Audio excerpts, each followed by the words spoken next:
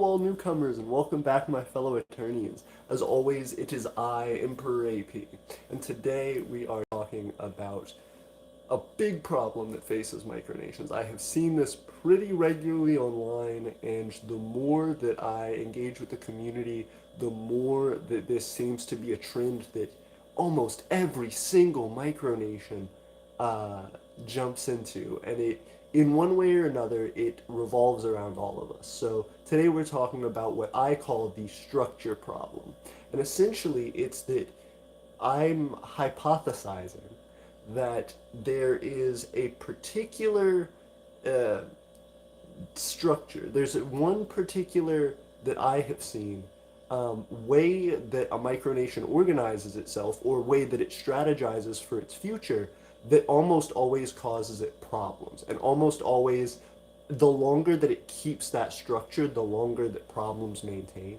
And we're going to talk about different types of structures that kind of have this similar overarching theme and how these structures can actually fix that and resolve that.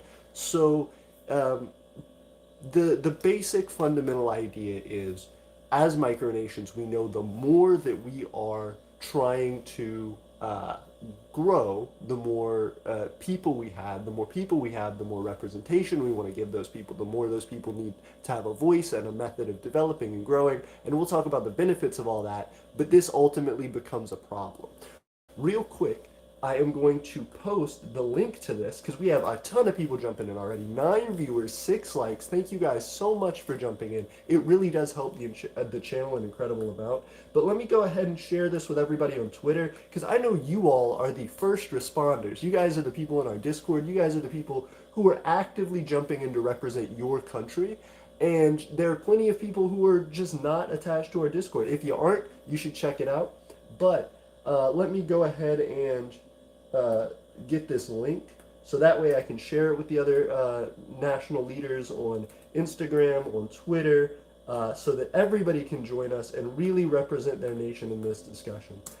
As well, if you guys represent a nation, if you come from, whether it's a macronation or a micronation, let us know and talk to us about what your thoughts are on this particular subject, because it's something that specifically revolves around micronations, and I think people who are from macronations wouldn't quite get that same feeling or understanding. And it's a way that we can look toward helping it, because right now there are plenty of successful macronations in the world that run on the same basic structure as plenty of micronations. Micronations copy these nations, after all, these larger countries. And for some reason, on the micronational scale, it almost always doesn't work. And so we want to talk about that and the reasons for it and how to fix it. Okay, so we have a lot of people. TJ says it's 4:02, LOL. Good to see you, TJ. Thank you for jumping in. Of course, Gorth jumping in. Gorth popping off on TikTok. We're always trying to get bigger on TikTok, and thank you so much, Gorth. Jose, it's good to see you. Grand Pharaoh, everybody, it's great to have everybody jumping in. I am going to talk specifically about this topic for right now, though, just so that we have as much attention and participation as possible. If you guys do bring up a point in this conversation, though, I will try and keep up with the comments so that I can find those and add them into the discussion. But essentially, as micronations keep growing, we are always trying to develop more purpose for our people. You know, the great benefit of having citizens in a micronation, the reason that it's one of the core tenets of developing a country in general, is because the more people you have, the more things you can do. The more things you can do, the better the lives of those people are, because they have access to more things. There's a more diverse culture and ability to find the things that you want in life. And also, it just creates a higher quality of life. The more things that people are doing, the more we advance, the better we learn about how to live and how to work and how to be successful. So that being the case, talking about micronations, we have certain limitations that almost every single micronation faces, and it's just a product of the environment that micronations develop or grow up in. And essentially, that has to do with a lack of financing. So, whereas most countries, when we think countries, macronations, you know, the main countries, all of the currently established countries that are recognized, for example, by the UN, is a great metric. Um, all of those countries, as defined as countries, nobody really objects in the world that those aren't countries. They all had some founding either through the development or dissolution of another country, another like pre-developed empire or civilization of some point. And then the other way is through the slow accumulation and unique development of a people. So it's just, over time, this kind of naturally occurs. And then as these civilizations form, they change and they develop in structure. But a lot of those initial formations, where people are just coming together from going from individuals to small community groups and family clans to tribes and to small, like, semi-permanent civilizations. You can learn about all this through history to some degree, but it's all from this outer perspective. We don't get in the modern day a ton of view of what it looks like to see a small group of people just try to develop something and try to fix it together. And so one of the huge things that has plagued all civilization for all of human history, but especially that plagues micronations, is scarcity. We have a limited amount of resources, and particularly when it comes to micronations, most micronations cannot care for their citizens, right? That's a basic foundational structure of even small tribes. Indigenous populations were well capable of taking care of their people and providing and growing and developing because they had had it down pat for thousands and thousands of years. We're doing something that is weird, right? Where we're developing these little small groups, but we didn't come from generations and generations and generations of that specific infrastructure associated with that larger growth and project. Instead, we're starting some entirely new project, and we're trying to then find resources and people to allocate toward that. So it starts off at literal zero. Unless you bring in initially a ton of income and a ton of time and a ton of ability on your own, the size and scope of your micronation and its scarcity is going to be directly tied to your personal finances and your abilities. So, as its leader, whoever its initial founding members are, that's who defines its worth before it is known to anyone else in the world. That being the case, as micronations continue to branch out, as they continue to develop, it is crucial that they are able to start to affect that scarcity and limit it, where before they were just relying on the sole capabilities of their members, the people who have founded it, the people who have the most vested interest in it, whether that's one person or whether that's 10 people. It's all the accumulation of that initial resource, just what people are willing to put into it when it doesn't do anything for them at all. They're trying to start it. Now, after that, you have to have a ton of ability to start to grow that, where people's entire struggle in micronationalism, I think up to this point in its history and development, is still just to be able to produce resources that then make that valuable intrinsically. So the fact that you are pouring all this time and effort and money into a micronation is great because you're helping to sustain and develop it. But at a certain point, if you can get it to start creating things and developing things for itself that starts to pay for itself and that starts to minimize the amount of loss that you're creating financially for yourself and for anybody else who supports the nation, you are able to make it easier and easier for people to support that nation and for it to grow. So then there's more and more people that come in, but more and more people means more and more costs and more need to get those people as a part of the system. So this is where we start to run into trouble. This is where this entire concept starts to break down. When people start to develop micronations, they start with their initial funding and their initial resources, and then they start to spin that and they start to use that. So then they get to this position where they say, I know I need to start making money somehow. How do I do that? How do we turn this into something that's financially beneficial for people? I don't know why I said it with that cadence, I, with that inflection or whatever. I don't know how to get to making this beneficial for people. So many micronations fail at that point, right? There are plenty of micronations who never actually start to make money from anything that they do. I would say 50% or more of micronations currently do not get past that point. That's like one of the great filters of micronationalism. But then once you get beyond that and um, you start to look at okay, well, we're making a little bit of money, we're starting to grow, or maybe not. Maybe it's some other thing. For example, a lot of people will substitute money for people, where they will say, okay, well, we haven't made any money, we're not doing anything yet economically, but we are trying to develop more people so that we have more skills to bring in, so that we have um, more capability to do things that would eventually earn us money. Well, you can get into a financial trap with that, and I will explain that. Essentially, a scarcity trap. So we have a few people saying, "Ooh, Raucus asked how old everybody's nation is." It's good to see that you guys are discussing and developing your nations in the chat as well.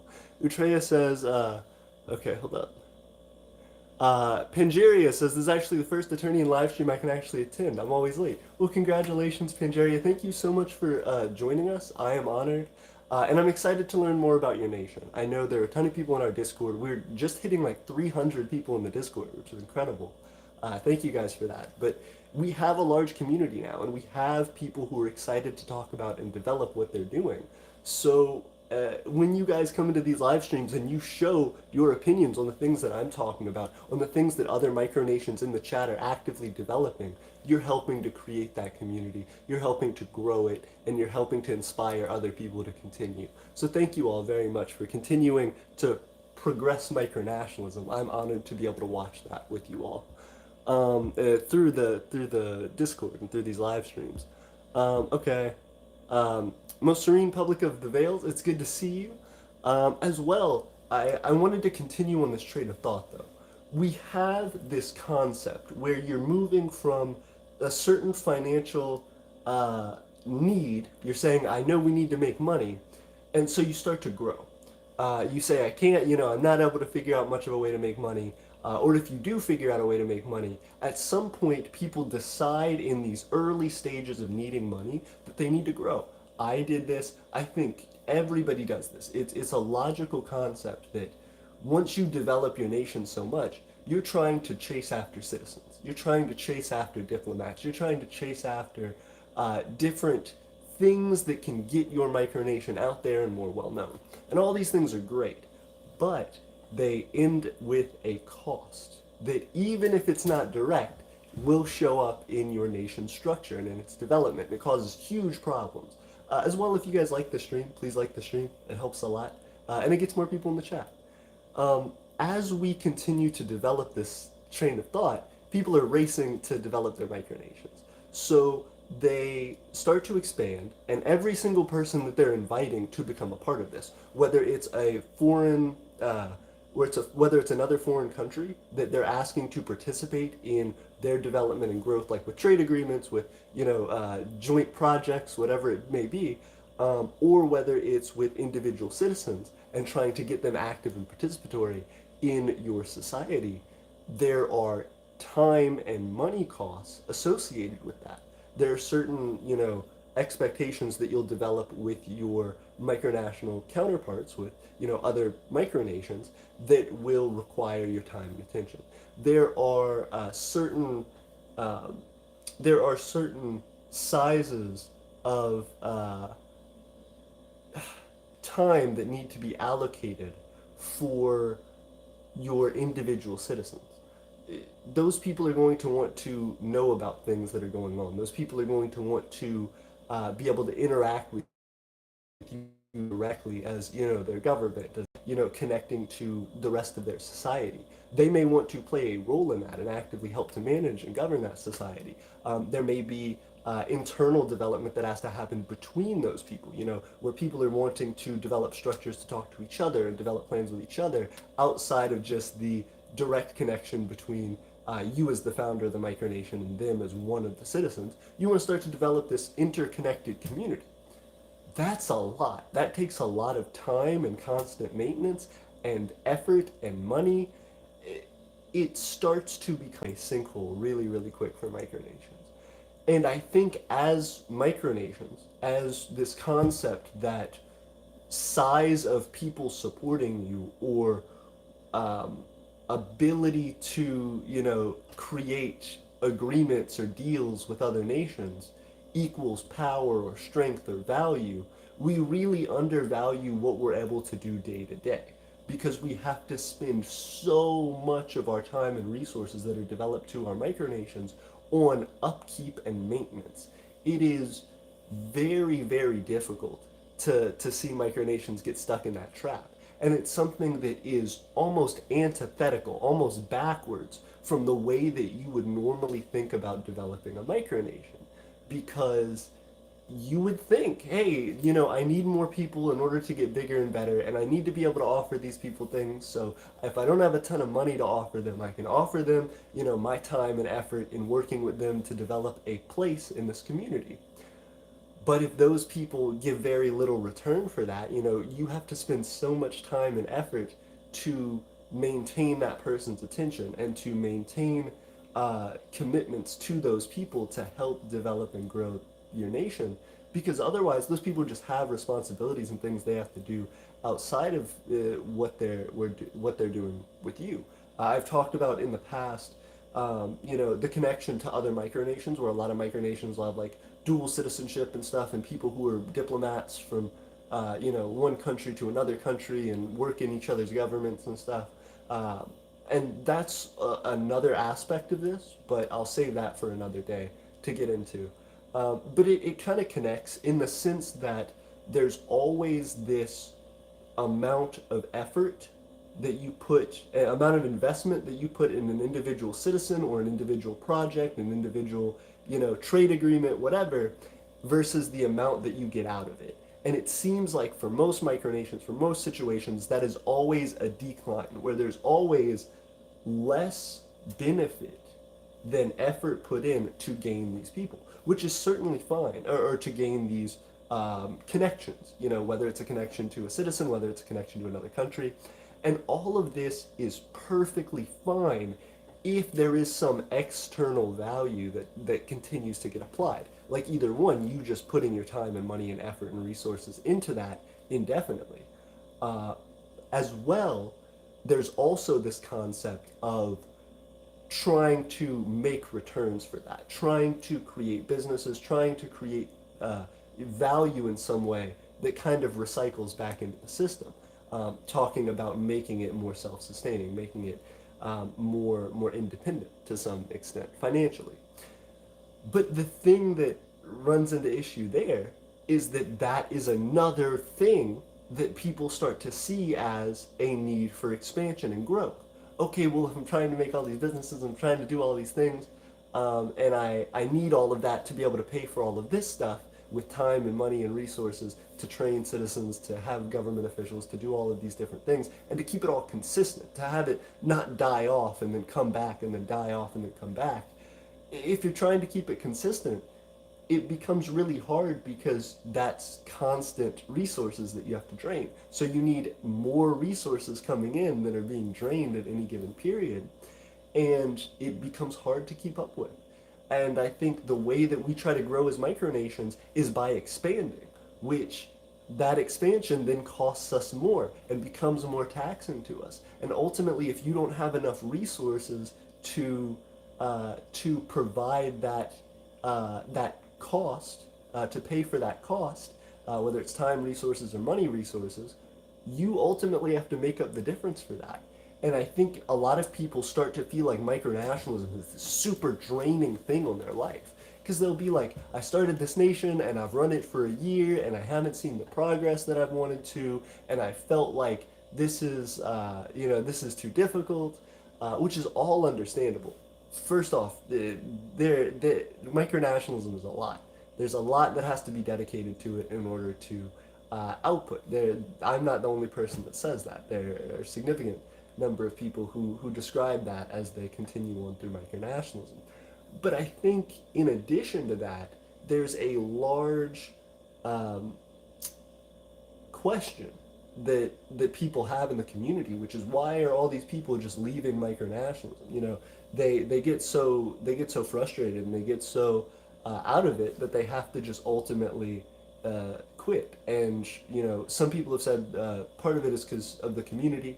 Some people say, well, they're just bad people in the community that make it hard to and add additional stressors to people, so that community's kind of toxic in that way. And I do agree with some aspects of that for sure. But I would say I think that's like the straw that breaks the camel's back. Like when you're already tired and you're already exhausted, and then you also have this like group of people that are like, adding to that, just the little trolls or whatever. Then I feel like a lot of people end up quitting because of that as like an end result. But I think it's the gaining of like frustration over time that really, really solidifies it for them, and then makes that the thing that does it for them. Whether it's trolling or insults or whatever, hacking or what it is, there's something that like tips them over the edge and causes them to leave micronationalism.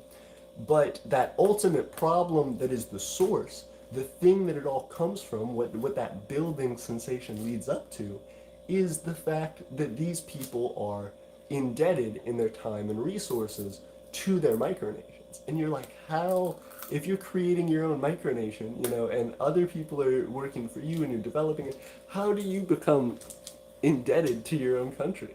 And I would say it's almost an expected thing at this point, from what I've seen in micronationalism, where whether people are talking about it or not, there is a certain concept that you have to put in this amount of time and effort and stuff to make your nation grow. And I think that's certainly correct. But I would say that if you don't figure that structural problem out as soon as possible, how to have more resources coming in than going out, you will find yourself deeply, deeply indebted to the process of growing your nation. Because if it takes this much, time or resources to be able to achieve, some level of positive output for your micronation, some benefit to you from your micronation, and you start off down here, a lot of people say, well, I'll just work really hard and then I'll get up here. And that's certainly fine. You can try to do that. But that's the thing, that's the big hill that exhausts people and that drains people. And so if you can find a way to lower what that cost is, what that maintenance cost is, you can put time and effort in a manageable way that allows you to overcome those hills and those obstacles. And I feel like people feel like they have to tackle it all at once, where it's this one big hill that they have to climb, and then eventually they'll make money and they'll do well and they'll start to produce for their nation.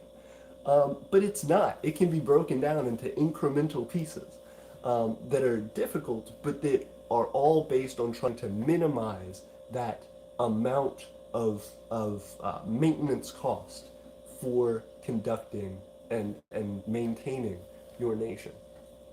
That being the case, it is not something that should be taken lightly. It's something that should be thought of, I think, right along with, developing flag, currency, name, like fundamental basics. What your territory is. People talk about all of these things as necessary and important for initially creating a nation. But most people don't talk about the finances of it, which we have a whole micronational economics series to go in depth on, and I hope to expand on that very soon. But the other thing that is absolutely wild is that people aren't discussing just what the plan of attack is for how the time and resources that it's going to take to start developing and growing this nation are going to be paid. How do you pay your initial debts? That is a very, very hard lesson to learn, and I think every micronationalist learns it. No, I don't think every micronationalist learns it. I changed my mind. I think every micronationalist deals with it Very few actually learn what it is and how to tackle it, because those are the people that you see getting overly stressed out and dropping out and not having to do it. And I think it's something that continues to follow you throughout your micronational career. It's not going to be something that, once you climb over that hill, it's all downhill from there for the rest of everything, that it becomes easier. It doesn't. It becomes incrementally harder, where the larger you grow, the more your maintenance costs grow, and the more you have to put in to be able to get some output. So you have to become a master at reducing the amount of uh, maintenance costs that it requires to upkeep and grow your nation. That being the case, you have to get really good at figuring out that efficiency of your nation. And I want to continue to talk about that in just a second, but real quick, I'm going to go ahead and check the comments because everybody's going to jump around.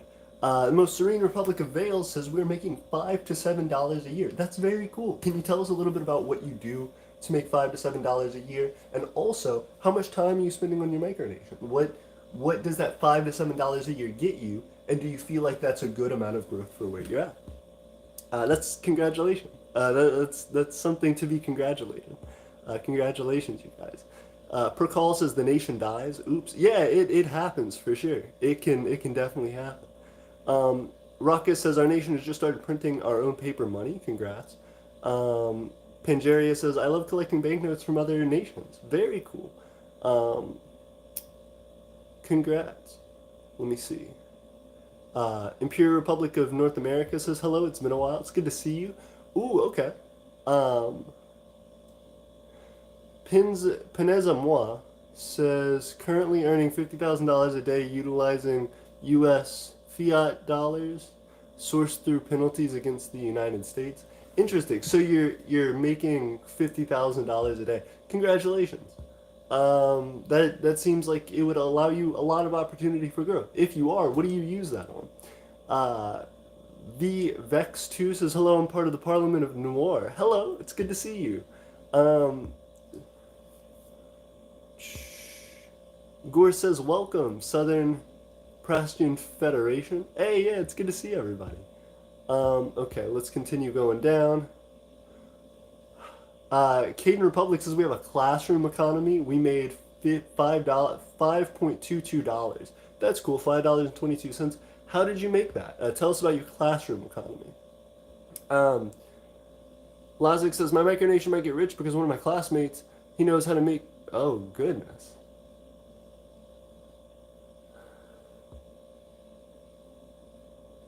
Don't do that, Lazik. Like, I feel like you're trolling and you're joking, but don't do that.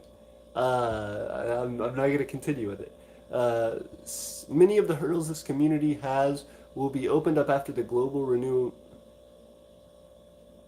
remuneration taking place.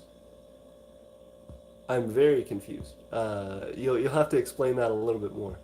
Okay. Vale says the money usually goes into a savings account for later. Very cool. Okay, so you're actually saving that up and investing it. That sounds really great. So it sounds like you have very, very low cost to maintain your nation, and that you're actively gaining money on that. It's taking a long time, but that's great. That's a really important thing. To be able to stockpile resources like that and then be able to dump them out for larger projects later is a huge, huge benefit, and I commend you for that. Pangeria says Pangeria has lots of products: aluminum, tea, apples, other vegetables. Very cool. Caden Republic says we also have a new ladder. Pangeria says stamps too. Shouldn't forget those. Very nice. It sounds like you guys are well on your way to establishing some good products. I would say though, I think all of those things that we've talked about, they're definitely benefits and perks of someone's nation. But what is it that makes that maintenance cost start to rise? And I think it's ultimately just expansion. Being able to time expansion right, being able to expand at a reasonable rate is very, very hard to do. It's something that you can misstep on. It's something that you can do and then have to scale back, or do and then have blow up in your face. It's tough. And I think for a particular nation, it's a lot about trial and error. Of course, you're going to want to plan as much as you can, and there are certain things that may work for particular situations and models that we'll talk about in a minute. But I think for a individual basis, 100% on your own, looking at what you have, trying to plan out, eventually you'll just have to go with what you feel is best and try it and see what works and see what doesn't, and don't be afraid to like change things and scale down and flip things. I really want to be able to see micronations that do that and that focus in on how they can grow sustainably and do so with a mindset of trying to protect their maintenance costs. I think the biggest issue that a lot of particular nations run into is the way that they are trying to establish their nation. They have a particular idea in mind, they have particular setup and structure that they hope to achieve, and ultimately that ends up, the way that they end up pursuing that is contradictory to how they should be doing it practically in order to achieve results. So for example, democracies.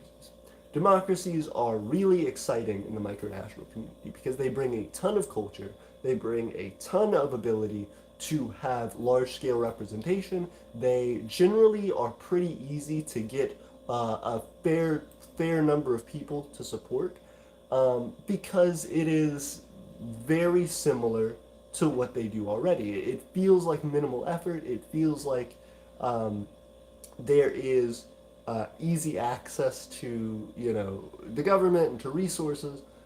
So the benefits for citizens are very high to join a democracy. So you may get a lot of citizens very quickly. But in order to really have a lot of effect in government and to make sure that there's a lot of participation, you have to really grow the size of democracy because you are trying to go from saying everybody has to vote on all of these laws, on electing different people, and doing all of these different things. We move as a cohesive unit, and there has to be such a percentage of people, or so many people who participate in order to have that go through. So, for example, most democracies don't like to have one person vote, right? Because if one person votes, it doesn't feel very democratic. If you have 5, 10 people, 20 people, etc. in your nation. However, people get busy, people have different schedules, there are different things sometimes that need to be done very immediately, and a lot of the time it is very difficult to get people to come together and vote on things, especially when time is of the essence. So, that being the case, democracies do have a high maintenance cost. It takes a lot of people to be able to get the output and the engagement necessary to make sure that it's running smoothly, that you're able to get votes passed when you needed to, that you're able to move forward with certain legislation or certain trade deals with other nations. And then you could say, well, okay, so I'm going to scale down my maintenance cost by giving more and more of that power to an individual. We're going to have somebody who, takes over that position and starts to do most of those things for us. So a lot of micronations do that, where they have, for example, a presidency in a democracy, but that president is very much like a monarch because they consolidate power to some extent in order to maintain the regular everyday upkeep of the nation. A lot of the time that person is doing anywhere from like 20% to like 80% of the stuff in a nation. So yeah, that's a big big question there for a lot of people is, how do you make that change where you're sacrificing your democratic values a little bit for a lower maintenance cost and an ease with trying to develop. But then again, as soon as you try to solidify and start to, do things to shift that over, anytime you get new citizens, that increases your maintenance cost the same way again. So then you start to have more and more lower government officials who start to have more and more power consolidated so that they can do the individual things they need to represent the people that they have. And so then you continue sacrificing those democratic values. I don't think that's necessarily the best idea for democracies, but I do see through this model, if you believe this model, that it's easy to see how modern democratic micronations develop, where you have this group that is a democracy and that does vote on stuff and that does do stuff, but there's this really, really strong central power. And a lot of micronations, for example, will become republics or will become, confederations to try to dissuade this, so that you don't have one person that's in all the power and then all of these, or most of the power, and then all of these individual people who participate here and there. They really want something that's super democratic and that's super communal, and so you start to think of confederations and these other things. I will talk about that in just one second. First off, Tashi, it's good to see you. Thank you so much for complimenting my voice. I appreciate it. I'm sure if I could hear your voice, it would be wonderful as well. Prakal says, welcome. Daxia says, hello, I'm here. It's good to see you, Daxia. Young Sandwich, aka David the Blacksmith, our citizen and resident blacksmith, is here in the chat as Young Sandwich. It's good to see you, David. I hope you're doing well this afternoon, and I'm excited to go out to the land with you soon. We've been making some cool development on the land, and I want to talk about that. All of it's just been in trying to dedicate as much time as we can to go out there and build and use the resources that are out there on the land. And I hope to create a video on that soon. But right now I'm in the middle of finals, so I'm having to wait on that. Continuing though, we really, really have this issue where, okay, so you have democracies kind of fixed, right? Where you just apply more power to a central figurehead, and then that, reduces your maintenance cost for the general purpose of democracies, right? Like, if this is something that happens in almost every democracy, this is a way to kind of lower that for their initial start, right? Oh, okay, we want to create a micronation that's a democracy, everybody has to vote and stuff, but in order to make sure that we have enough people to do that, we're going to assign this person as the president to kind of oversee all of that, and to make sure that if there are limited people that vote, they just move forward with stuff and make decisions. The other issue, though, is then you start to get into confederations and into associations. And that's something that really, really poses issue with me.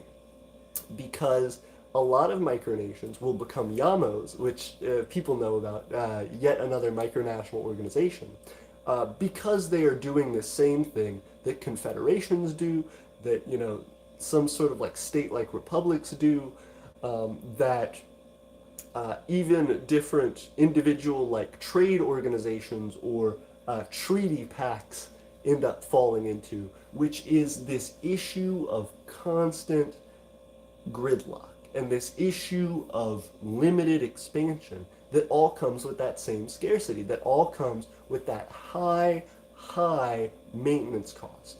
Let me give you an example. One of the biggest things that people do not like about YAMOs, yet another micronational organization, is that they are going from this idea of getting a whole bunch of micronations to support one thing, one group, and then that increases its value and makes it stronger and more capable of doing things. Oh, well, if we get all our buddy micronations together, surely then we'll be valuable, surely then we will have the ability to do lots of cool stuff, right? Because we didn't have enough resources to do stuff ourselves because we had such a high maintenance cost, and I don't think most of them know that, but they're like, we have a really high, the problem is that we have this really high maintenance cost, so we're going to fix that by increasing the amount of resources we have by pooling all these micronations together and pooling their resources together, but then you just magnify your maintenance cost, because now you are running this organization that people are having to agree on rules on and agree on different policies for, to agree on voting procedures, to make sure that when new members are established, or new alliances are founded, or different trade agreements are established, that everybody needs to vote on that and participate on that. So that becomes a very slow system, because all of these micronations now have to participate in that. If it's a confederacy, in order to continue to run their larger country. If it is an associated state, or if it's a sort of republic, state-style republic or something, you're having this issue where you're all trying to act as this one governing body that is the unification of all of these micronations, whether directly as becoming one official government or indirectly by being a micronational organization.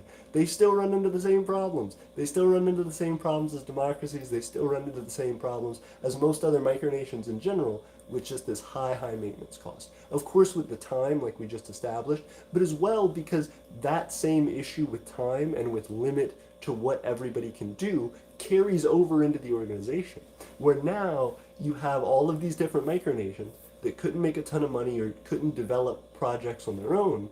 And so when they pool together and they work together, they still had that same limitation. And so the additional time and effort that they're spending to develop the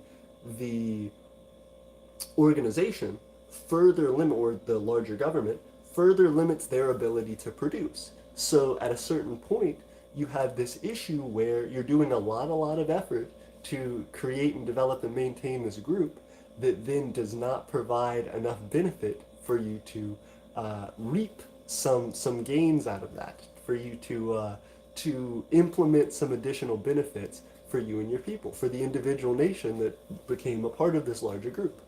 And it's really hard. That's something that's not a problem with the people who run it. The people who run micronational organizations and these large-scale alliances and stuff, I'm sure, are very smart and capable people. It is, and it can be proven so. But those people are still running into the same problem that I think every micronationalist runs into in their pursuit of a solution to that same issue. And so it becomes this paradox. It becomes this thing where you're going round and round in a logical circle, trying to find a solution to something by continuing in the circle. So the way that we fix that, especially for these micronational organizations, is to put requirements in my opinion, that these individual participants be able to show some net output, some positive gains, and ability to grow, not just from their time, but from actual monetary resources.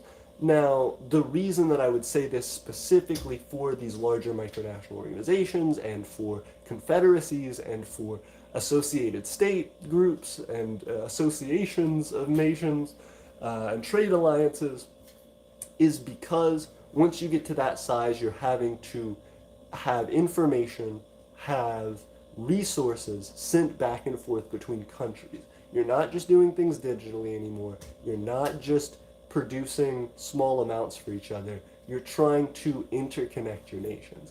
And that becomes something that eventually will cost you both time and money. So that being the case, in order to continue to grow and develop, you can let it die, of course, but that's what happens to a lot of micronations. Taichi says, this stream is really helping me plan. I'm glad to hear, Taichi. I appreciate it. Please let us know if there's any thoughts you have or additional planning that we can help with. Vale says, we have a classical republic where we have days to decide for elections, but as I, Doge, have very little power, most of it is held by the Senate. Interesting. Okay. So again, how frequently does the Senate vote? How frequently are you able to move things forward? Does the Senate meet every day? Does the Senate meet every week? Does the Senate meet only when things need to be voted on? If so, how many important decisions are being made within a certain period of time for your nation? Do you feel like your nation develops quick enough? Are you able to do things and then get the Senate's permission later? These are all questions that I'd be curious about. as far as the development and production of your nation. Also, 15 viewers, 15 likes. If you guys could like the video, it does help a lot, because I appreciate it. We're getting a lot of interest in this topic, and it's something that, once again, cuts into the root of like every single micronational attempt, whether it's organizations, whether it's individual nations. It's a theory out there, but it's something that I think has been put to practice time and time again. There's a lot of evidence out there for it if you search for it. And so I think, again, this large issue is that people are not having enough ability to combat their maintenance cost, and there's this scarcity problem. So in trying to tackle that scarcity problem, you really have to focus in on what it is about the structure of your group, individual nation, association, trade agreement, whatever, that creates such a high maintenance cost and creates such little gained value. Sometimes that gained value can be negative, in fact, and you can actually just be losing a lot of resources. In fact, for most micronations, it is. The difficulty with this and the struggle that micronations try to overcome a lot of the time is that, well, that won't happen to our micronation because our micronation has people that really believe in it and really care about it. Our micronation is different, and our micronation won't fall for that trap because our micronation has this special secret thing. This, we're betting all on this, this special type of business that we're going to start, or this special way that we're going to, create our culture, or this this great idea for how our laws are going to be run, and the way that we're going to get citizens interested. People like to say that all the time, and it feels really reassuring to them as they go through their own planning and their own development to say, well, we have found all these solutions, all of these things are fine for us. We need to push forward. And a lot of the time, sticking to your guns as a micronationalist is a good thing. You need to, for example, if you start a micronation, you need to try and stick with the same branding and the same tactics that you do when you start out, because that's how everybody's getting to know you. That's how you're able to market yourself. And so in times like that, I think sticking to your guns ends up being super beneficial for micronationalists. And so we learn that by maintaining due course, we will continue to achieve incremental success. But this problem, this scarcity issue, cuts right into the heart of that and is in fact opposite of it. So a lot of the time we continue to push forward without noticing the problem. And because we think that it's something else, we associate it with not a problem that is fundamental to the way that our plan is established, but a problem with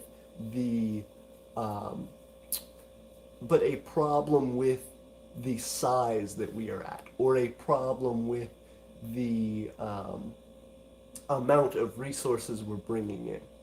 And a lot of the time, it has to do with that. That is a potential solution, but not without re-evaluating your maintenance cost, and without trying to find ways to ease the restrictions on your people.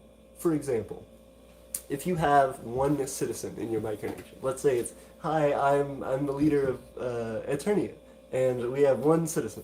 So this one citizen has their own time and interests in things that they're doing. If you are a nation that allows for dual citizenship, you may have that person also working in another micronation. There's a whole video that we have on that, and multiple others, but the primary difficulty there is that if you have all of these people who are, if you have just this one individual person who is splitting their time up amongst all these different nations, then you're getting a very small amount of their participation. Even if they are 100%, ooh, hold up, Taichi says, also just a quick question. Um, what about Aeternia in general? What have you completed or built thus far? I would recommend, Taichi, that you go back and look at some of our videos. We've developed quite a bit. One of the things that would be nice, go back and look at some of our like highlight videos from the year. We've done like year in review videos and stuff like that. If you go check those out, you should definitely find a lot. But I will do another one coming up in not too long as well to continue to give you guys updates on what we're doing and as well to just introduce new people to the channel like yourself who may not be familiar. So we have a lot that we've done. I want to express that, but I will do that in another video so that I stay on track. People like to come back and watch these videos and they get annoyed every time I jump off track. So we're going back. For those people who are exactly in that moment right now and are frustrated, I'm sorry, I'm jumping back. So, also thank you guys for 18 likes. Appreciate it. Y'all are cool. So, the biggest issue that we have is if we have one individual citizen, that citizen, even if they keep 100% of their time that they can dedicate to micronationalism to our nation, that's a small amount of time still. Most people have to work. Most people have to go to school. Most people have to, spend time with their families and their friends and, develop their own personal interests and their own careers and everything that they want to do externally to the project that they are donating their time to assist in you.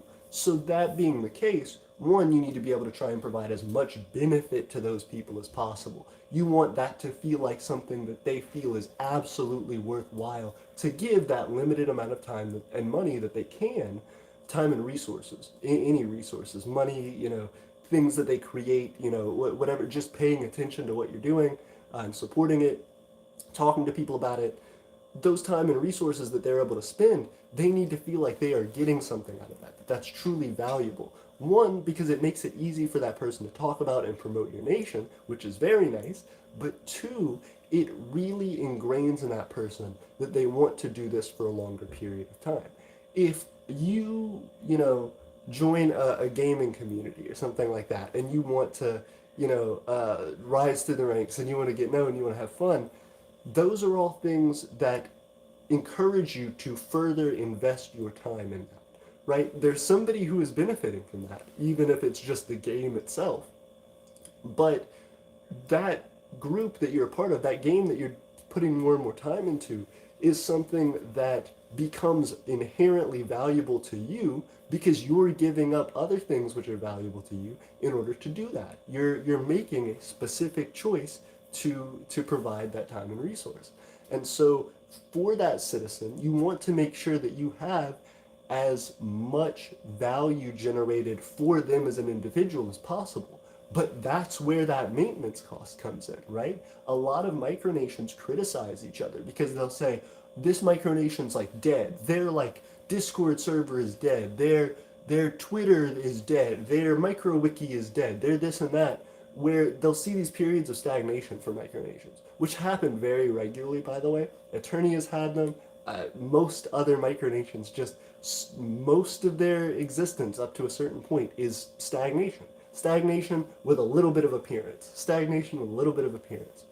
And that's part of this same issue. But when you are trying to create as much value as you can for an individual citizen, that is where your maintenance cost increases. And so the more valuable that you are seen by your citizens, the more valuable other micronations see you, and truly the more valuable you are inherently, because there are so many metrics to measure that value through at that point. But that's something that requires that maintenance. That's something that is going to be a constant drain of time and resources. And so there are a combination of potential solutions that need to be looked at, ways to try and solve this. Some of them are institutional, making the processes for being a citizen of your nation and spending time in your nation and doing all of that to be as efficient as possible, as low maintenance cost as possible for you as the person running and maintaining this, or as with addition of your citizens' help running and maintaining it, as low as possible, so that you can achieve that for them and that you can make sure that you are consistent with the benefits that you provide. But as well, you need to do that to as as to the scale that you are comfortable and have the ability to do. However low you can reduce those maintenance costs, you still need to provide value for your citizens, so you can't reduce them to zero. There are going to be some there, but they have to be reasonable for you to achieve, and they also have to feel valuable enough for those people to stick around before you start hemorrhaging citizens and losing people. Um, the the question there then becomes, are you going to spend more and more time perfecting your system, or are you going to scale the size of your citizen population to that level of maintenance cost that you can afford? And that's something that's always going to be a big back and forth question. That's always going to be something that you have to tweak here and there as different periods of your micronation develop. So it's something that every single micronationalist is going to face, I think does face, and most do not realize it. This is kind of one of the trade secrets, at least in my opinion. I think most micronationalists join in, they think they need a certain checklist of items to get in order to have a micronation, and then they feel like they will be able to sit back and watch it develop and grow into what they want. Some will say, no, that's not it. I plan to put in the time and the effort and do what I need to do. But in addition, there's still plenty of issues. There are still plenty of maintenance costs, plenty of, you know, just areas of investment that have to be made that most people either don't want to make and didn't realize that they were going to have to make when coming into it, and as well, plenty that just aren't reasonable for people. At a certain point, you know, growing exponentially becomes unreasonable simply because there's a cost to that. You can do it incrementally with time. You know, you can grow exponentially if you can provide enough resources and time and money to do that.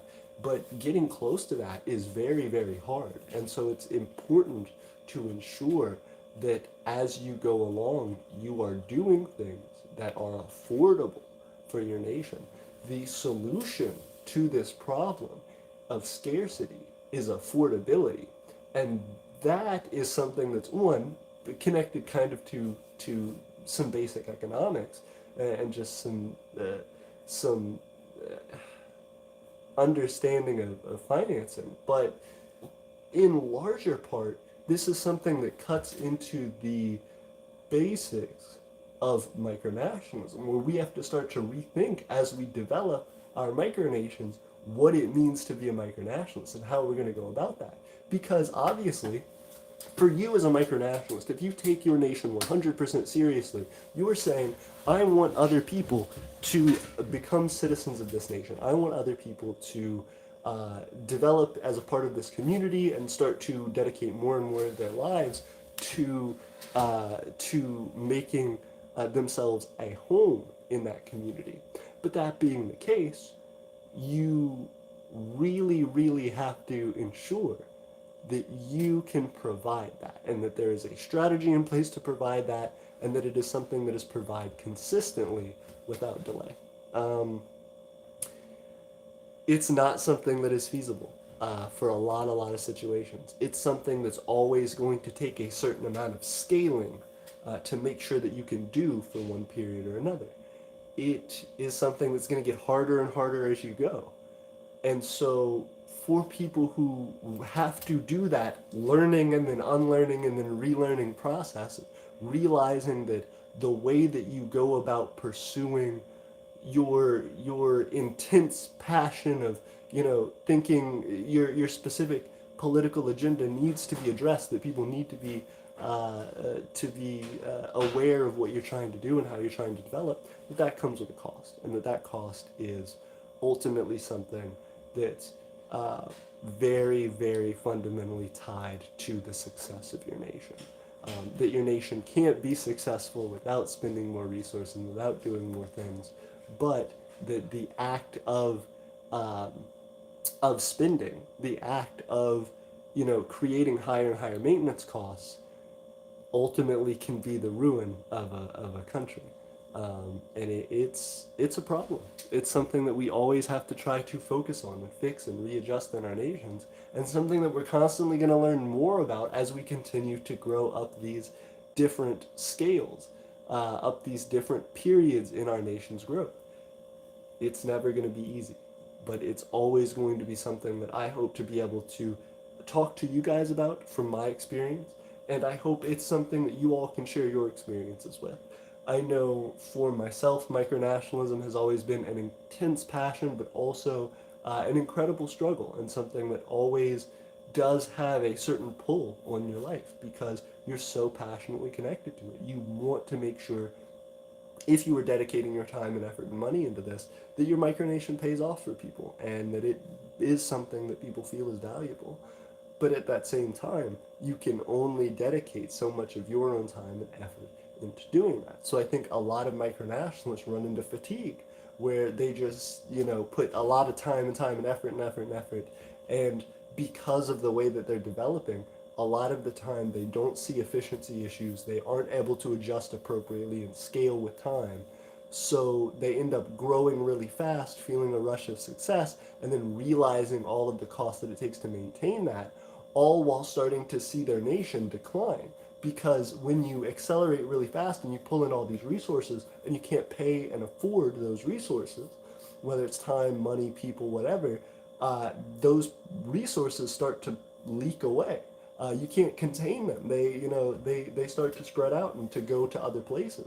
So when that happens, people feel sad. They start to feel like their nations aren't working anymore. They start to feel like everything's going into chaos. This is a lot of the time in democratic micronations where you will see, changes in government happening, where you'll see big, referendum votes happening and different things like that. Government changes entirely, changes to the names of a nation, rebellions, all these kind of things start to crop up around the time where people start to feel uncertain about the nation's future. And it's because of watching this decline. But that decline, one, can be a perfectly natural process in a micronation, where micronations sometimes grow a little bit bigger than their britches, and then they have to shrink back down, and they have to learn how to build up to that size. But the other thing is that micronations, many of the time, in fact, can struggle with just the basic necessities of trying to establish themselves. So when you see that decline, when you go from developing, the initial basics of your micronation and expanding really quickly, you see that decline, there's not much foundation left to hold anything in. You spent all of your time and money and effort in that initial climb. So it got you a really sharp peak in your growth. But then you start to see things teeter and you start to see them go down, and it starts to be frustrating, and that starts to sow more unrest in your nation because people don't feel certain about the future of it, and people start to call it into question, and people start to, form their other nations, or try to take more political control over the nation, or, change the direction of the nation. And as micronationalists, like I said previously, it's always beneficial 99% of the time for us to stick to our guns. But in this one instance, it becomes harmful to stick to your guns, where you say, no, we need to stay the course. We need to stay the course. This is the branding we went for. This is all the stuff that we went for. And it continues to drag people down sometimes. Sometimes slight changes of course are appropriate for micronations. I wouldn't say rebranding is the answer, but sometimes rebranding ends up being the final possible attempt at scraping together the remains of something that had a really sharp rise and a really quick downfall, which a lot of micronations do. And so that's perfectly fine. You can not dust yourself off and try again. But I feel like a lot of the time that ultimate crash can be prevented by, one, making sure that you only grow to what you can afford to grow to, so that it's always reasonable and so that you don't feel overwhelmed and stressed and start creating this avalanching effect, by managing that affordability and those maintenance costs. But even more so, it really, really limits a person's ability to see those things when they're in the midst of it. So being able to be self-aware as a micronationalist, being able to say, you know what, these are the things that we need to do, these are the things that we need to focus on, and if we can't do that, if we run into issues with that, we're going to have a way to scale down. We're going to have a way to know what is most important for our citizens, for our country, and this is how we're going to go about achieving those long-term securities. You know, have a list eventually of most important and beneficial aspects of your nation are, and kind of go down the list and say, okay, well, if we lose these things down at the bottom, these are like some nice perks, but they're not super important to like who we are and what our citizens really like about our nation. So we can get rid of that if we absolutely had to. Okay, this one's a little bit important, but I mean honestly, like if we're really cutting costs, if we really have to try and like downsize, we can get rid of this too if we had to. And you continue to go through that list from the most important things down to the least important things, and know if you have to downsize, if you have to change plans, if you have to sacrifice something, where you're going to make those cuts. Because a lot of the time that's the other issue of this. This stagnation, not stagnation, excuse me, this scarcity problem ends up causing a large issue where people will uh, see that scarcity, will try to maintain their current level of maintenance costs, and that will ultimately spin them into the ground, where it just increases frustration, which increases the difficulty of operating their nation, and the different dynamics of their nation, which increases the maintenance cost until it becomes effectively like a bankrupt system. It's not even like it's financially bankrupt. It's just that it is overexhausted. It is, to the point of extreme exhaustion of their resources. And that is what causes micronations to collapse. That's what causes extreme fatigue in micronational leaders. That's what causes all of these cases that you can see of micronations dissolving and reforming, and confederations and micronational organizations dissolving and reforming and changing, and it's all a kind of a growing headache that can become for the people who create them. And I know that's not the intention. People want these things to work out and work out well. And so sometimes it's just slow and steady wins the race. Sometimes it's, about staying true to the course. Sometimes it's about making incremental changes to ensure that your nation scales properly. But I think at the end of the day, we're all fairly passionate about this, I think. And there are a lot of people who have the right intentions going about developing a nation, who want to see that succeed, but for whatever mix of circumstances end up struggling with that, and end up having difficulty and leaving the community, and that sucks. But I know that for the rest of us, the ones who do continue to go and who continue to try and evaluate this situation, we have to find long-term solutions for it. Um, it's something that ultimately a lot of people are giving a lot of their time and efforts into believing in, as a whole. The idea of micronationalism and in being able to develop your own culture and your own identity and your own community is really, really important to people. And when they lose that, I feel like it's a big change in who they are. And I feel like every micronational leader that I've seen who says, hey, we're dissolving our nation, hey, we're shutting down for a while or something, it's always with this either like anger and contempt and lashing out at other people, or it's this like deep sorrow and this like regret and this just disappointment. And it really sucks to see. I think ultimately it's less so about our intentions when we initially form countries, and more so about trying to keep pace with where they're at once they're established. Um, I do think, though, that there's always means for recovery. There's always ways for us to continue to develop and move forward. But I'll say for The one other issue that I want to talk about, which I haven't covered yet, but it rolls right into this, is annexation. Nations take over other nations, and that's something that can be beneficial to those. I'm not going to give like moral weight on annexation or anything right now, because that's a whole nother video. But annexation by itself, the act of, in micronational terms, one micronation dissolving and taking over another micronation. Now, this can be done for many, many reasons, but one of the most prominent ties into this scarcity problem. It ties into this concept that, okay, well, for example, let's say we're a confederation, right? And we have, 30 different other countries, or 5 different countries, right? Or 3 different. Let's start with a small number. We have 3 different countries, right?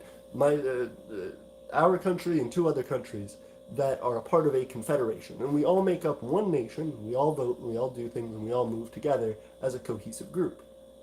Now, if all of a sudden things start going bad, we have that quick rise, but our maintenance costs get too high, and we start dropping. We start losing resources. People start getting concerned. All these 3 nations are now kind of at odds with each other, and they're kind of looking at their own benefits and what they get out of it, and they're starting to reevaluate their position, and maybe they'll do different things. Maybe they'll start to split up. Maybe they'll, look at different options. Maybe they'll try to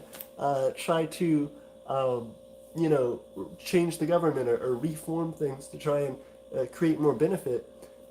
At a certain point, there are a lot of nations that say, we'll just collapse the other nation. We'll just annex the weaker nations and develop into one larger nation. So that happens, one, sometimes out of like just necessity. All of the nations will agree, yeah, that's perfectly fine. Let's just like join in and try and jump in to support this larger group. I can't run my own nation right now, so I'll give, my time and resources to another micronation, which is very beneficial. And I think a lot of the time that can help certain communities and can be a big area of growth. But when you don't solve the problem, you're just piling it onto someone else. If the problem that you started out with initially was a maintenance cost problem, and then you just shift those maintenance costs from one country to another country, that new country is larger, very similar to the Confederation, but it still has the Confederation's problems. It still holds all of that high maintenance cost. Even if it's decreased it by a little bit, it's still probably more than what that initial micronation can manage. So that all being the case, annexation can become a huge sticking point for this as well, where it increases the avalanche. If there's a micronational organization that forms, right, and all the members of the micronational organization start to put in a lot of time and effort, and then that makes the micronational organization start to fail because all the individual micronations are struggling. So then the micronational organization starts to break up, and then some of the stronger members in the micronational organization start to absorb the weaker members of the micronational organization so that they can increase their ability to stay alive and to maintain. Well, now, and to fulfill their promises potentially to other nations in the group, I think it then turns into a large issue where, well, now you're not in now you're not in affordability range anymore. Your maintenance costs are still too high, and so what destroyed the micronational organization and destroyed the weaker members of the micronational organization, which caused them to be annexed, is now going to destroy the larger nation. It's something that when nations pool their resources together and jump together and try to form something, or when individuals try to pool their resources together and form something, it can be a problem if they don't have those fundamental maintenance cost issues ironed out as soon as possible. And it doesn't have to be 100%, it just has to be manageable. There, for most all micronations, are going to be times where the micronation just, the representative members of the micronation just have to put in their own time and resources and money in order to keep things afloat. But the less often that happens, which comes from, being able to produce value with the nation, and that's the harder thing to do, and lowering those maintenance costs, which comes with reevaluating the organizational design of your nation and the way that it operates and how much it's trying to do at any one point, the scale of it. Um, all of that determines what it is that your nation is going to be able to survive if it comes to those points where it does have to, hemorrhage its own resources in order to stay intact, where it just is spending a lot and not gaining very much, if anything. I think that's one of the things, excuse me, that I've had to learn in the development of Aeternia. For the longest time in Aeternia, we didn't have any, economy. We didn't have any real development or any real proof that we were maintaining some level of benefit for our citizens. But as time went on, we were able to do that. We, got certain periods of growth. We got certain, small bits of income here and there. And then we just had to make sure that we could spread that income out as much as possible and cut costs anywhere it wasn't absolutely necessary with our time and resources to make sure that we could stretch that dollar, to make sure that we could get enough ability to maintain until the next time we could grow our resources. And so that is, I think, the solution for a lot of micronations, and what was ultimately the solution for us. We're still in periods like that. We don't have, profit coming in for us all the time, every single day. We're not a money-making machine yet, although we would certainly like to be. We are in a position right now where we do get, every once in a while, now on a regular basis at least, which is something that was very hard for us to establish, but on a regular basis, we get a small amount of money. And that small amount of money helps us to develop and helps us to expand, but it is always something that we have to continue to stretch and continue to evaluate every time we want to grow, every time we want to do something, whether it's an individual expense, like purchasing a piece of equipment or investing in some particular group or idea, or advertising or whatever, or if we are doing something that's repeated, like, for example, just the time and effort that it takes to interact with citizens and to make sure that there are activities planned and make sure that people are able to feel connected to that group. There are many different ways to do that, but all of that comes into maintenance cost. All of that comes into trying to make sure that things are affordable. So as we've gone over, I think, a wide range of this topic and have been kind of picking apart the different problem areas where this can crop up for a lot of micronationalists, I hope that that provides some clarity. I think if I were to have just approached this topic under the basis of like, oh, well, so here's this problem and, people should try and fix it, I feel like the majority of micronations would say, well, that's not a problem that my micronation has. But I hope that in pointing out these specific instances where this problem crops up and the symptoms of it cropping up, such as the different stages that micronations can go into when they are struggling like this and when they are facing these high maintenance costs, are ultimately going to be, I hope, indicators for them, and something that allows us to discuss with different micronations what stage they're at, what they're doing, how they hope to grow and develop. So I'm excited to learn more about that from you guys. And I hope you'll tell me some about what positions your nations are in. Are any of your nations struggling? If so, what's going on? Are any of your nations doing well, and how have they found to do well? Robert says, hello, I'm currently in my friend's micronation, Julian Land. Very cool, Robert. Can you tell me a little bit about Julian Land? And also, what are the benefits of Julian Land? Like, What makes you excited to be a part of it? Um, Robert says he is accelerationist. Of course, it that's his name. Interesting. What does that mean?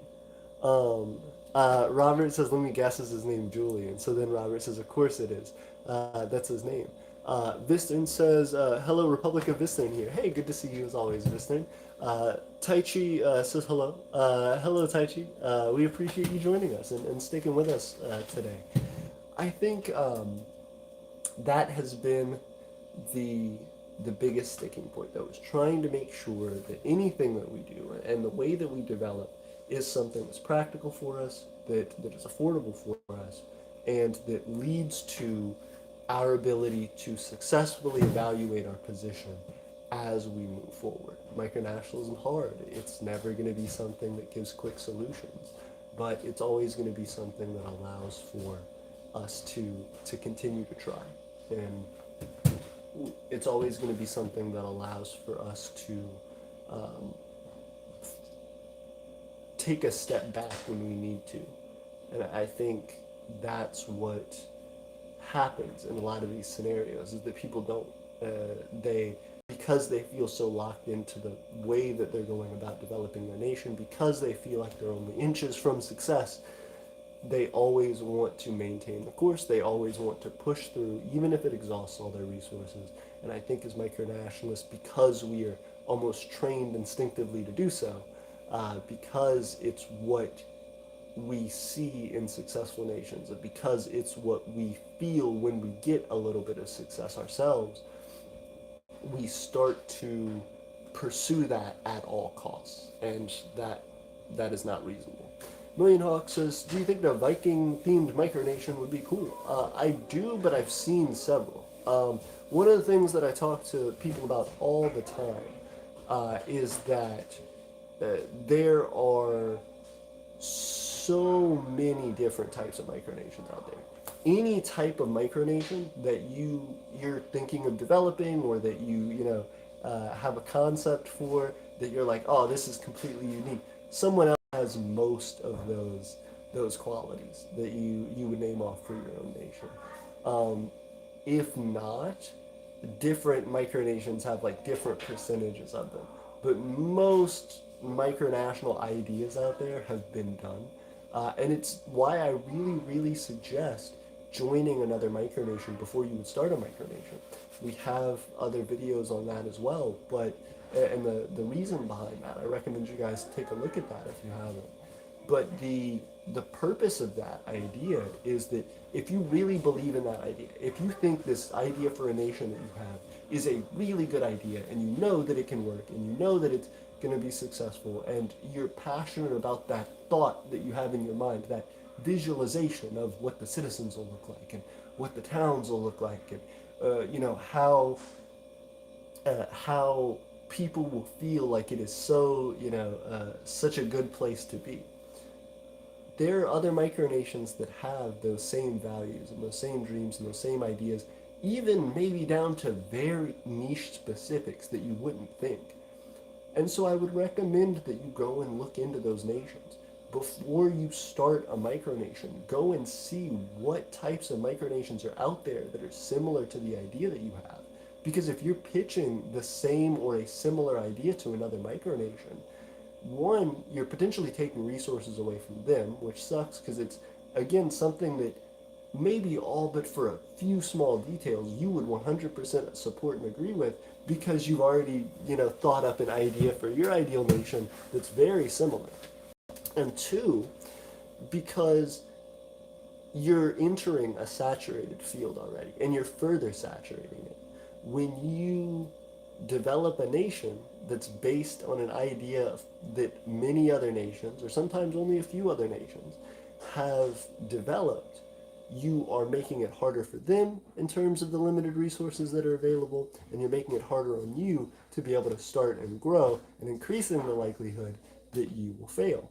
That again makes it harder on the other micronations that are doing a very similar thing to you, because you are limiting your ability to succeed, and you are showing the world that, hey, micronations like this may have a harder time. And if statistically enough of them do that and fall off, one, because they're very popular ideas and a lot of people are starting micronations that are very similar, and two, because of potentially the structure, people could say, hey, that type of micronation isn't good to start, or hey, that type of micronation has like inherent problems. Even if those problems could be fixed by simply having a lot of the people, a lot of the people who would originally start one of those nations just join one of the pre-existing nations that are close enough to its ideals. You can provide resources and opportunity for the other micronations that would have previously been working and developing in that same field. So I think it's worth thinking about. I think when you are starting a nation, you're trying to develop it, you're trying to think of concepts, it's worth looking into what's already out there to see if you could possibly lend a hand and maybe affect what it is that they're doing to bring it closer to the idea that you have in mind. You may be the next leader of that nation. You don't know. But you would start in a place that already has resources, that already has a certain amount of the legwork done, and it makes it easier on both you and them to continue that project. We're very divisive in the micronational community, and we separate out, and we want to be independent, we want to be unique, but that makes us fracture over and over and over and over again into smaller and smaller pieces until it becomes incredibly hard for us to um, to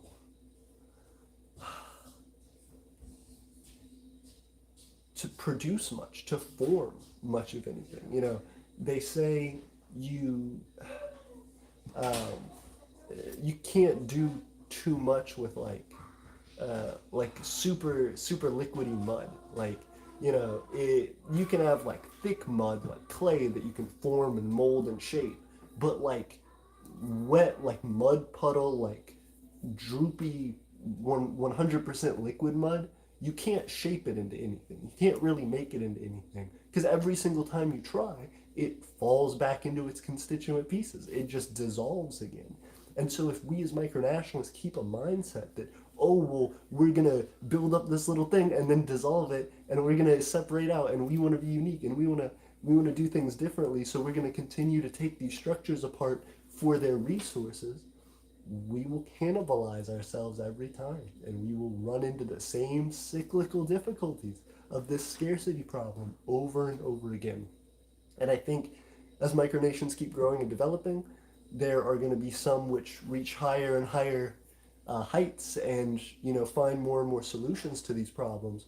But I think there are still going to be tons and tons of micronations who just don't get past level one, who just aren't able to really grasp that concept and start to maintain some stickability, start to maintain some cohesion where they can form and hold a shape for long enough to continue to grow.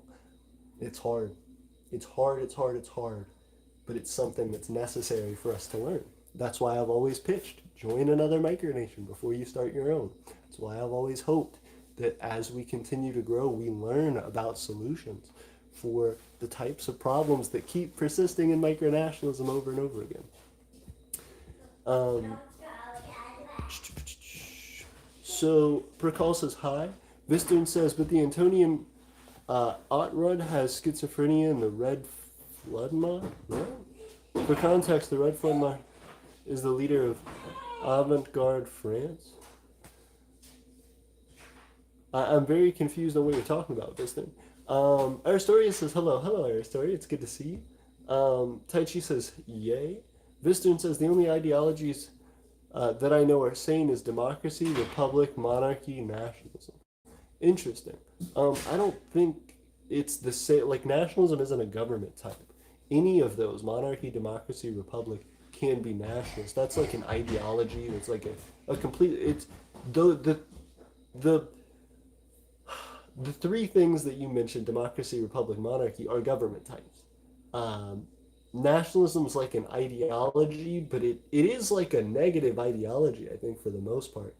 There are a lot of negative attributes to to that, I would be concerned about that if you're supporting a lot of nations that are nationalist.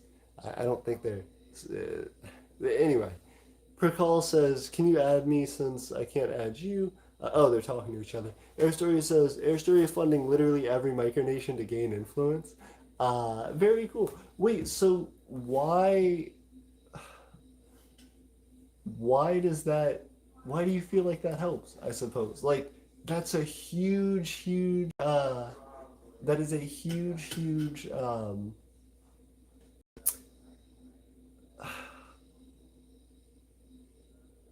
maintenance cost. You know, like you're developing a maintenance cost that's higher than is practical, specifically as a part of your strategy, which is wild. It's a risky strategy. If you have the funding to do it, you can do it, and it may work out well for you. But I don't think that's a policy that most micronations could follow. And I think it may be more advantageous for you to find like one other micronation that you really like, that you really want to develop progress with, and then invest in them. Like investing direct, if you're taking, $5 or whatever, and you're sending $5 to like 30 micronations or whatever, or let's say to make the math easy, $5 to 100 micronations. Like that's a lot of money. That's $500. If you were to take $500 and invest that in one micronation and say, look, let's develop a thing. Let's create a trade deal. I'm gonna give you this $500, but I expect this amount in returns, and I expect us to have this amount of benefit or whatever. You could reap rewards, which would grow your influence, which would allow you to be not only more stable, but also more viable as a place for citizens to come and live and work, because you have more benefits. You have trade agreements established. They know that you're consistent and reliable because you have some connections with other nations that are more than just sending an individual thing or trying to be supportive in a small way. You are really ensuring that you have long-term ties with one other nation. And yeah, that's putting your eggs in one basket, but it's maximizing the effect of the small amount of money that you have. And if you lose it, if you invested $500 in a micronation as opposed to $5 in 100 micronations, or whatever the scale is, $1 to 5 micronations or whatever, $5 to 1 micronation, it still ends you up in a position where you would have probably lost those smaller amounts of money anyway, because it doesn't give you enough to really start like some big deal with somebody. It gains you their support and their recognition potentially, but it may not develop you a long-term financial relationship with them. So it's basically like you're dissolving it anyway. Whereas if you tried to establish a larger trade deal or a larger economic connection to another micronation, and then that doesn't work out for whatever reason, you still may have some like contractual obligation to receive benefit. So that would be cool because you'd at least know, hey, I'm putting in this risk, but I'm guaranteed this reward. And even if that doesn't work after that, you still got like more than you would have gotten out of the just giving a certain amount of money to certain micronations. I don't know. I definitely see it as a strategy. Like, I understand why you would want to pursue that, and I think it's smart. But I would say if you have limited resources, like most micronationals do, like I do, and I imagine that you do as well, I would focus my money. I'd be like, I'm getting it. I'm gonna make sure that I get a high return out of this. You have to do that safely. You don't want to just blow all your money on a thing. You have to do some careful planning. You have to create agreements with people, especially if you're under the age of 18, if you're not an adult, if you can't make those decisions legally by yourself. You would need to like set that up with a parent or guardian so that they would understand what's happening and so that they could double check things for you and help you establish things. But you could legitimately just make money. Like and also just have other time and resources. Like if you're somebody who's like, oh man, I'm looking for this particular type of person to like help my nation and to grow it. I need these particular resources or these particular things in order. That's just going to stay like that, I guess. In order to grow, but I can't find them in citizens that I have. Yeah, I don't have citizens that have these skills, or I don't have citizens that can do this for me, or that have enough time to invest. If you're investing in another micronation, you may just be able to have direct access to their resources. So you may say, hey, I'm giving you X amount of money for, support or for advertisement or for whatever. Like, straight up, if you were doing that, like you're saying Aestoria is funding literally every micronation to gain influence. Aestoria, if that's your game plan, just hit me up. I'll like advertise your name. Like if we came up with a thing, I could straight up like get on YouTube videos and be like, this video is sponsored by Aestoria. Y'all should check out. Like we that wouldn't be that big a thing. I just feel like whatever you decide to do, and whichever nations you decide to invest in, like focus your money. Like figure out what it is that you want to do to really like gain some traction. Because I think your strategy's smart, but if you're like spending money, ooh, you should spend it in a concentrated fashion so that you maximize its ability to do work for you. Aristoria says, "Oh dang it, I'm gonna leave now. It's good to see you." Uh, Aristoria says Aristoria is slightly fascist but more monarchist. Oh no, Aristoria, that's not good. I wouldn't do that. That's not good at all. Don't do that. Fascism's gross, Aestoria. Republican Vistern says Republican Vistern is leaning towards the ideology of social democracy. Also, I believe social democracy. Also, I believe technocracy and scientocracy are sane ideologies since they are pretty much just science related. Oh, I completely agree. Yeah, 100%. I wasn't saying that those are the only sane ideologies, but I would definitely say that one of the ideas, when they mentioned like nationals, I was like, oh, I don't know about all that. Agreed. I think technocracy, scientocracy, stuff like that. Um, it's weird because those aren't exactly government types. They are ideologies, but they could be kind of developed into government types pretty easily. Republican Vistance says, unless taken to the extreme by someone, of course, of course. Kingdom of Pragal says, see ya, have a nice night or day. Agreed, see ya, Pragal. Tai Chi says, you too. Aristoria says, the only problem Aristoria has is not having the dang islands we're funding to get. Um, Interesting. Yeah, I just feel like you should start with smaller steps. Um, Viles says, I can't wait for the election. Vales, yeah, it's Viles. My apologies. Says, I can't wait for the election of the second Doge. Hey, very cool. Taichi says, I like the person in the background, pss, pss, pss, pss, and then you, shh, haha, they sound like happy kids to me. Oh, yeah, absolutely. It is. It is. There's a number of people here. King Republic says, I am back at a virtual poker meeting. Hey, very cool. This sounds like a virtual poker game, not a virtual poker meeting. Were you meeting to discuss the poker? What happened? Were you poking people and it's not like the game poker? Because I'm thinking you played virtual poker. But it sounds cool. I hope you had fun. Tai Chi said, $500. Yeah, yeah, you could do it with less. You know what I mean? I was just throwing numbers out there. Baliga says hi.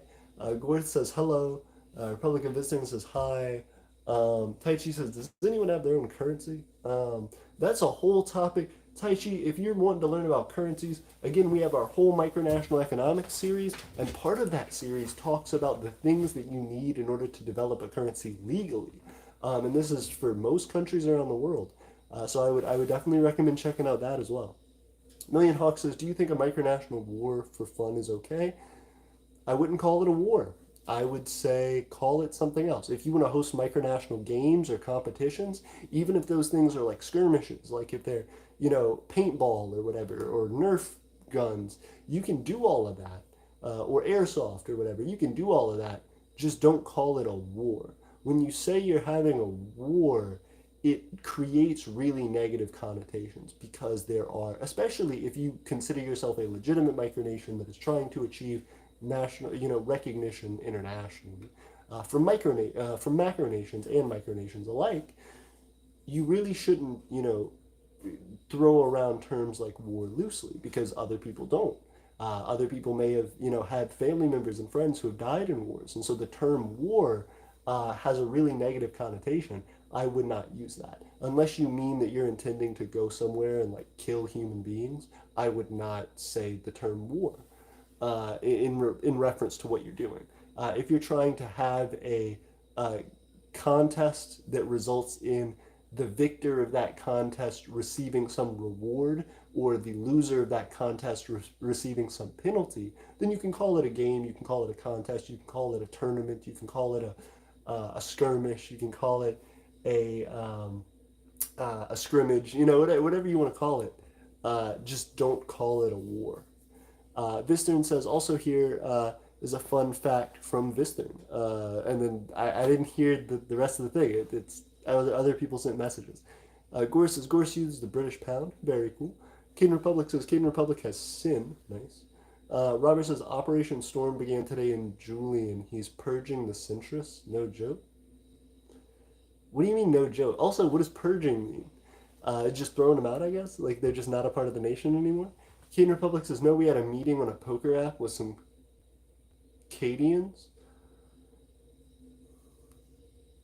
Cadianians. He said Cadianians. Very cool. Tai Chi said, will you check out, we'll check out the currency bit. Hey, thank you very much. I appreciate it, Tai Chi.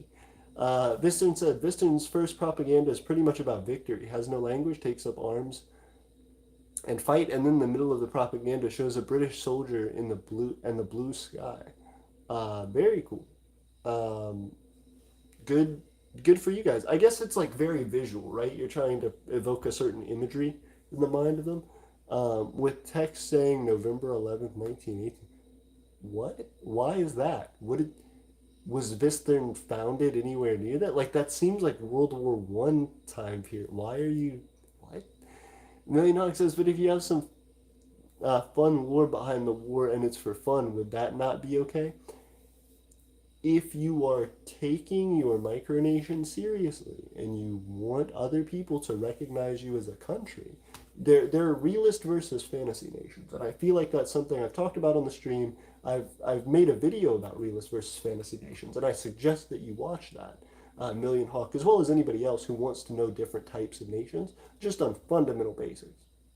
Realist micronations, for the short and sweet version, really want to develop independence. They want to have citizens live and work and, you know, be 100% their citizens, completely independent of any other country on earth. Fantasy nations are supporting the project and the idea behind the nation, but not necessarily attempting to achieve independence to any recognizable way, other than their own identity of that. So that being the case, if you are a fantasy nation, then you can do whatever you want, you can call it whatever you want, because it really doesn't matter to anybody else but the people in your community. However, if you're trying to advertise to the general public and you're trying to make people aware that, no, you are serious with your intentions and that you are a realist micronation that is trying to seek independence and recognition from other countries, I absolutely would not use the term war ever to refer to something that you're doing. That's my opinion. Vistern says, it cannot be considered as a war, to be honest. Agreed. And I think people find major problems with that term because it is also associated with things that have killed many, many people throughout history and probably some people's family members. Like, it's just not okay. Tai Chi says Canadians, I think. He or she meant. No, I think they were talking about, like, because they're called the Cade Republic or Cad Republic or whatever, or Cadian Republic or whatever. I think they were talking about, like, they're citizens of their nation. But I was a little bit confused as well. Robert says centrists just aren't part. He is accusation simulationist. What? To be honest, the amount of civil wars we had is weird. Caden Republic says, would any nations be interested in a micronational FIFA 21 and Caden Republic citizens? Yeah. Gorth says, Robert, so no murder, right? Yeah, agreed. He didn't answer that part. Caden Republic says, micronational FIFA tournament. Hey, you're hyping it. Viston says, I added that text because it's when the Allies pretty much won World War One. But why does that connect to your nation, I guess? Like, is that a part of your nation's history? It's a part of world history, I suppose. But if your nation wasn't started or founded around there, unless you have a particular, like, historical connection to it, I'm not sure that it would be super relevant. You can always put whatever you want in your own ideology, your own propaganda or whatever, but I'm curious about that. Viston says it's a part of the propaganda. Yeah, but is the propaganda just World War I? Or is the propaganda about your nation? Because I feel like that would be like if I ran an advertisement, right? For like Crest toothpaste, right? And I'm like brushing my teeth and I'm like everybody should use Crest toothpaste. It keeps my teeth fresh and shiny. And then all of a sudden the last image that you see in the advertisement is like a clown just breakdancing in the background, like really hard getting it. The clown's just breakdancing, doing stuff, smashing itself on a table, you know, like jumping off of the high rope on like a wrestling mat and stuff, like doing crazy stuff. You'd be like, what did that clown have to do with anything? Like now I'm thinking about the clown. I'm not thinking about Crest toothpaste. It completely distracted me from the point of that ad.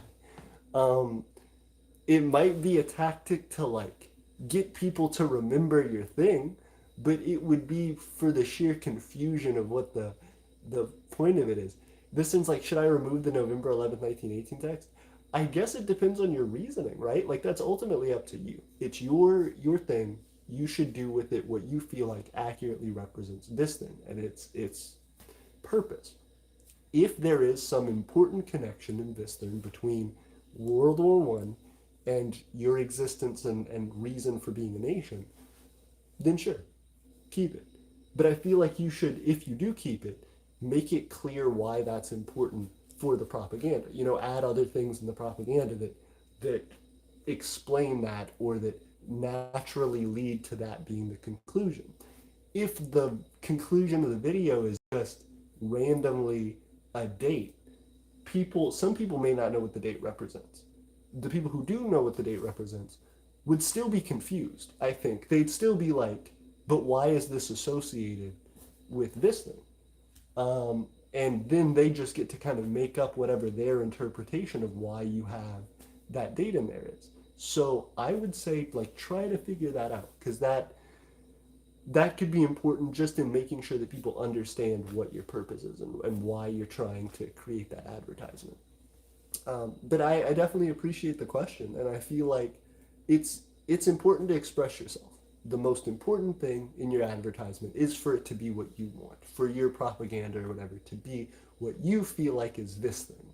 Because if that's the case, you are able to make yourself happy with it. You're one of your citizens, and that's important. As well, if your citizens joined because of their belief in you or because of their support in your ideas, then they probably will be content and excited about it as well. But if you're trying to appeal to a larger audience, there may be some considerations in mind that you need to think about.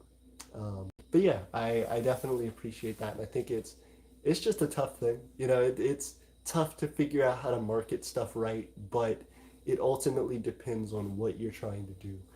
You could even do multiple, right? Like you could do one that is specifically about the importance of that date or whatever, and then you could do another one that has to do with like specifically this and stuff. But I feel like if you're gonna make it one thing, you should like explain the connection a little bit. Um, Gore says, "Be right back." Okay, it's good to see you, Gore. One of the things that I really want to figure out is, I guess it wouldn't be that much difficulty. It's just annoying. I want to create um, I want to create stuff for TikTok that like advertises these streams. A lot of the time, I have stuff that I say during the streams that I'm really hype about and that I want to express to more people. But most of the time, we're in such a setup that we don't do that. We don't really reach out on TikTok. We don't expand to that audience. So I want to try to do that as we continue to move forward into the summer, as we do more things with the land, as we do more things with the imperial market and with the trade deals that we're developing and all this sorts of junk that I haven't been able to really unveil to you guys because I've been busy with school. With my last semester too. Um, I want to be able to start rolling all of that out and to do so in a way that we're really marketing to a lot of people. So I want to get that out on TikTok, and I want to be able to see what you guys think just of us a little bit. We connected with Growth on TikTok, and they're doing quite well. They've been posting pretty regularly and getting some followers. So I'm excited to see what we can do and how we can continue to grow and kind of follow in their footsteps on that platform. But yeah, until then, I will see everybody soon. We've been streaming now for about 2 hours. I'm super excited because I've been able to spend this time dealing with this conversation with you guys. Because when I make these videos, like these specific videos on a topic, it's because I'm racking my brain about it for the week beforehand or whatever, the month beforehand in between these videos. I will be just thinking and thinking and thinking, why do I keep seeing the same things in micronationalism? Why are these nations doing these different things? What's the purpose of it? How am I missing something in my micronation that may be like connected to that?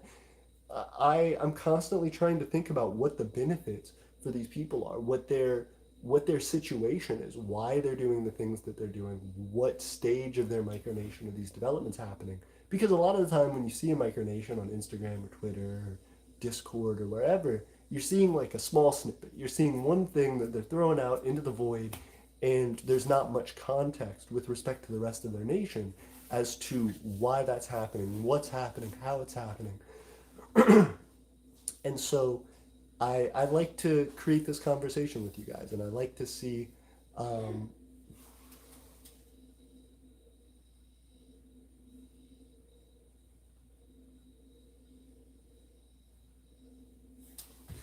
and I like to see. Sorry, Tiffany was calling. Hello.